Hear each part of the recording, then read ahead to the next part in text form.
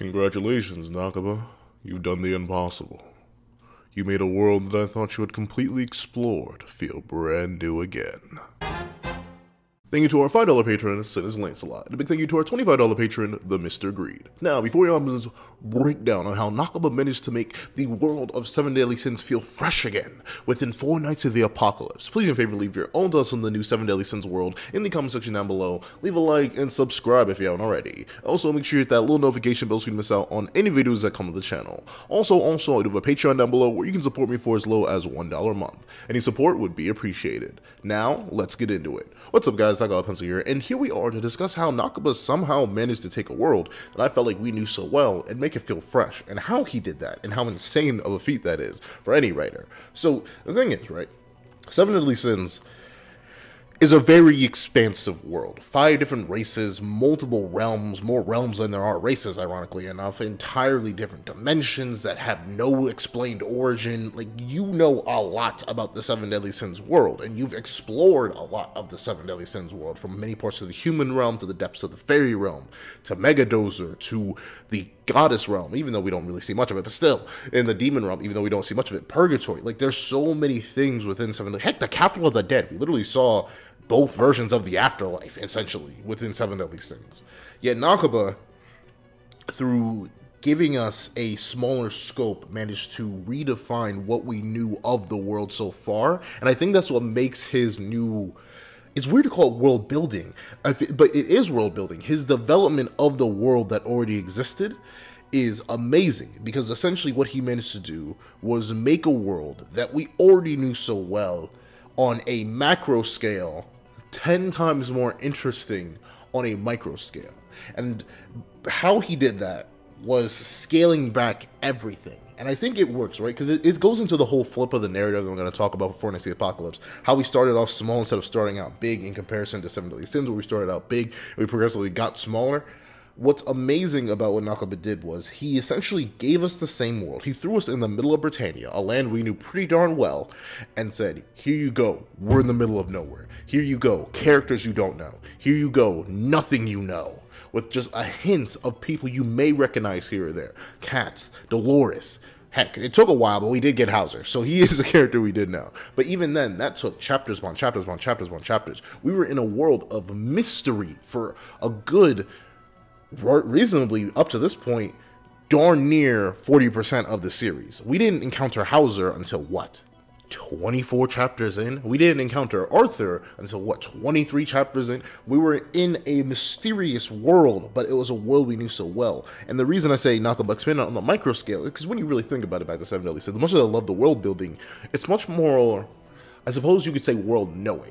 Like, you don't get an in-depth explanation or viewing of many of the realms that we see. We just know the fairy realm is a place of nature. We know Megadozer is a place of stone and giants. We know Leonis is a kingdom of humans. We have this very general idea, but the whole cultural zeitgeist is something we don't necessarily get. So by Nakaba stripping us back down, by taking us away from these literal mountain country destroying characters, these people who can pop out realms with half a second of thought and then drown people in infinite oceans, like by drawing back, by yanking us back to these people who think, oh my word, he split the ground open, that's crazy. Like, by taking us back to that, he essentially allowed us to go back, to go to that smaller scale.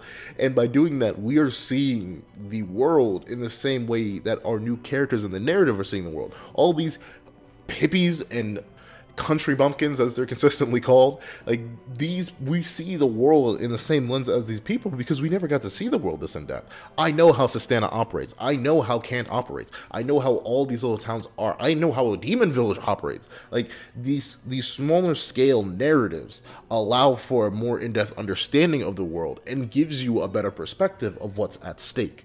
Because when Leonis was in danger, it was just Leonis the collective. You may have thought of a couple characters that you cared about, but Leonis as a whole is not something that you may have been like, man, we really need to save Leonis. It's just that we knew our characters were invested in it, and we were invested into the characters, so we're like, oh yeah, we gotta save Leonis. Meanwhile, now, by meeting people like Dolcemonte, by meeting people like Edlin, by meeting people like the Ancient Dragon, it feels weird saying meeting people like the Ancient Dragon, but still, like the Ancient Dragon, by meeting Ant's father, like, we know people in these towns. Ordo Dolores, I guess. I don't know, I'm always mean to Dolores. But to be fair, Nakaba was mean to Dolores too. But essentially by meeting all these different people, by getting us tied into these areas, these locations, by seeing how a place like Leonis now operates, it makes the world feel so much larger, despite us spending so much time in arguably a smaller area. Like, if we really think about it, by 50 chapters, well, to be fair, ironically enough, about 50 chapters in the Seven Deadly Sins, we were around this scale, but the thing is, we were just hopping from place to place. Each place was a set piece rather than an actual location. You may have one occasional character here or there, but in terms of actual world development, you don't get that until, like, post-initial arc, and you get to, like, goddess reveals, demon reveals, all the stuff like that. Even then, you still get sightings of the other realms, and that's the point, right? You're getting these big macro flashes, like, you get to see Megadozer and Diane's flashback, you get to see the Fairy Realm and Bond's flashback, you get to see the Fairy Realm and King's flashback, like, you get all these big different flashes of these amazing areas, and you get to understand how things work there, but you don't live in it. So by Nakaba stripping down the strength of our characters, by stripping down the ability to travel of our characters, he's allowing us to essentially have this nice interconnected world that feels like a world, feels like a society, feels like a place that you could feasibly live in. And I think that's great. I think that's amazing. And another thing that I think is amazing is the fact, and this is something that only works as a sequel, and I think I'm going to do a whole video talking about how Nakaba made Four Knights of the Apocalypse essentially the perfect sequel to Seven Deadly Sins. At least in terms of how he set it up so far. Who knows? Could go south, even though I highly doubt it. Nakaba knows what he's doing, at least in this part. And the thing is, all it took for me to get even more interested in the world, just in the latest chapter, was Meliodas saying, oh, Griamore rules that kingdom. There's another kingdom? Griamore rules it? What does that mean? All Nakaba had to do was show me Arthur in this new light. Now suddenly I'm interested. What's up with Camelot? What's up with that entire part of the world? What's going on there? What's it like to live there? Like, I'm asking questions I would have never asked before. Like, there's so many things that Nakaba did by shifting characters around. Gother living with a pack of demons and traveling around with them, giving them a new home all the time. What is that? What that be like? Like, there's so many different parts of the world that I'm now interested in, I'm now intrigued for. And now there's so many parts of the world that I want to see still. Like, I want to see these twisting caves that lead to the underworld, even though I think that's just a portal to the demon realm. But still, like, I want to see these locations. I want to see these places. I want to experience these places. If Leonis has changed so much because of the integration of all the other races, what about the fairy realm? We know the giants live there now. We didn't ever get to see an in-depth version of that. We don't know how King's ruling. Let's see that. What that be like? We know. I want to see what Benwick looks like after Lance being gone for so long and Bond likely being stressed out and Lance coming back. I want to see what Benwick be like. I want to see what Jericho's doing now. Like, there's so many things in this world that, thanks to it being a sequel, has led to inherently more interest in it. Like, I would not be as interested in some parts of the world if I didn't have that little taste. What's the demon realm looking like? Like, he essentially managed to make the entire world on a macro scale more interesting by developing the micro scale of the world. And I know that that's like a weird thing to say, but think about it.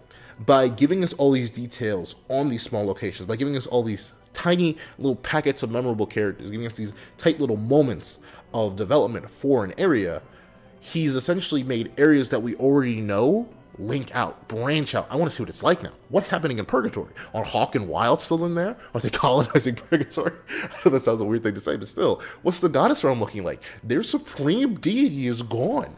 And who knows, are the archangels revived yet? Have they taken over? What's going on? Like, there's so many questions.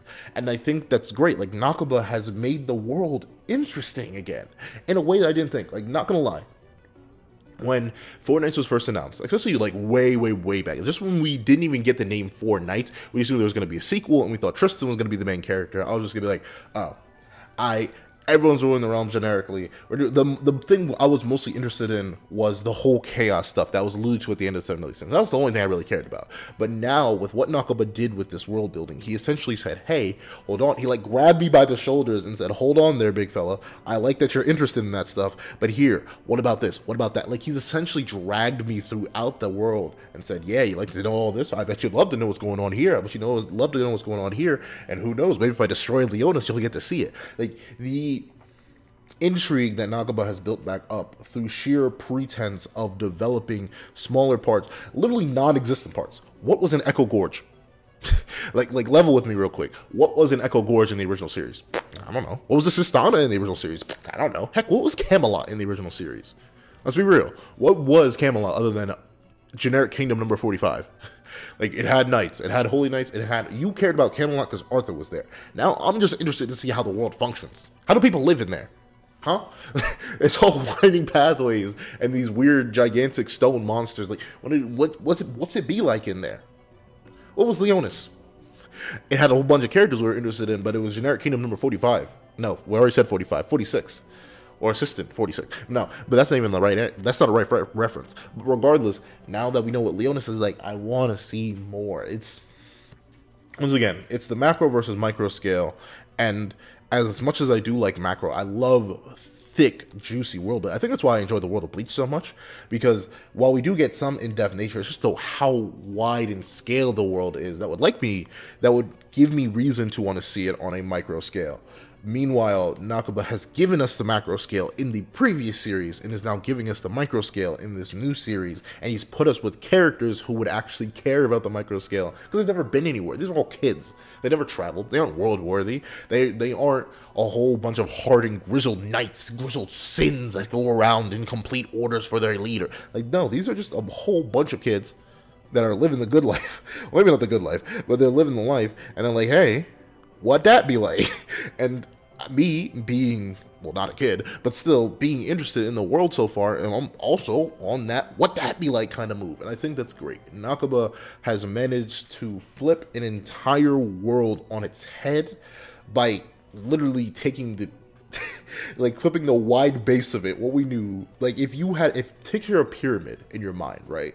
Like a flat line pyramid, like the big pyramids of Giza. And it's just this flat base. Like, that would be the original Seven Deadly Sins world. It was a flat base. You knew everything. It was big. It was large. It was crazy. But you never really cared about the individual blocks. You just knew a whole bunch of blocks made up that bottom part.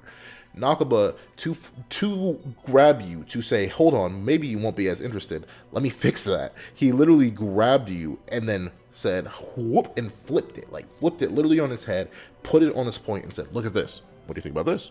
Is this saucy enough for you? Is this interesting enough for you? And yes, that's what Nakaba did. He managed to get me interested in a world I didn't think I'd be ever interested in again.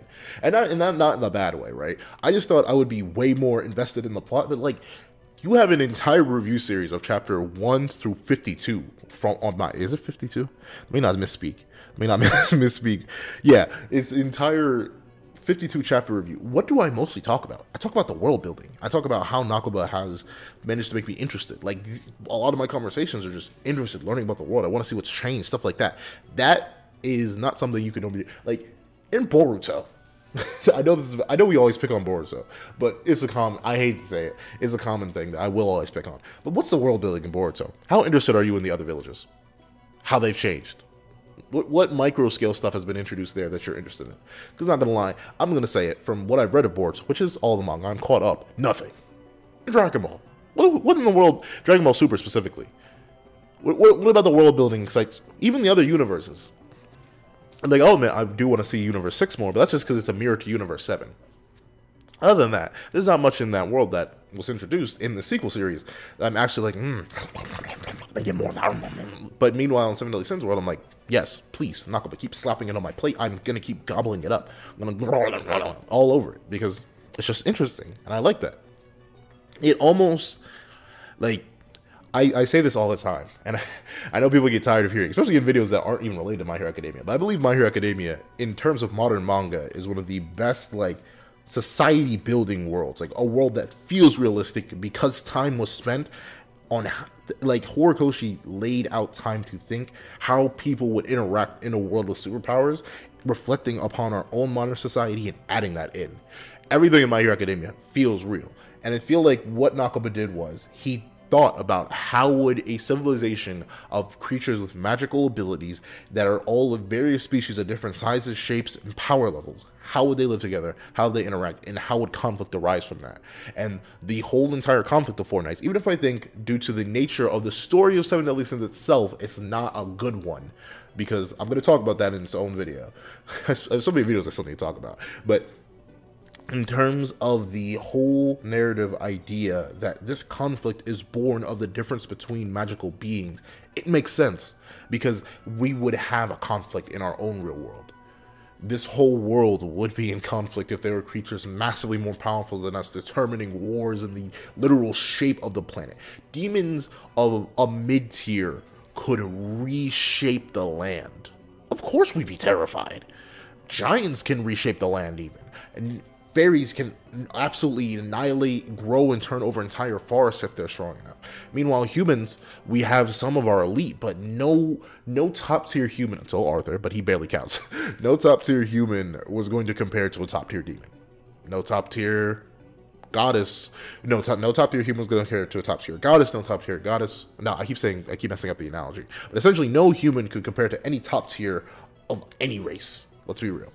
So, of course, the conflict would be based around the conflict of the races. Who will survive? Who will persevere in this endless world of darkness and fear? And I love that. Nakaba has managed to bring a world of such great interest and magnitude together once again and make it feel interesting, which is something I never thought he'd be able to do. So, shout outs to you, Nakaba. Great work. However, those are my thoughts on Fortnite's world building, like just how Nakaba made it good again, how he refreshed it, and why I enjoy it so much. So please tell me what you guys think. Do you think Nakaba's world building has grabbed you? Has it brought you back into the narrative? Are you excited to get into the world again? Do you want to see more of it? Or do you not care? Are you just like, whatever, it's kind of cool, but it's not necessarily my pot of tea. Like, I'm just trying to see Arthur go nuts. Please tell me in the comment section down below. Thank you guys so much for watching. Please remember to like, share, comment, and subscribe. And also, hit the little notification bell so you don't miss out on any videos that come to the channel. Also, do got that Patreon down below where you can support me for as low as $1 a month.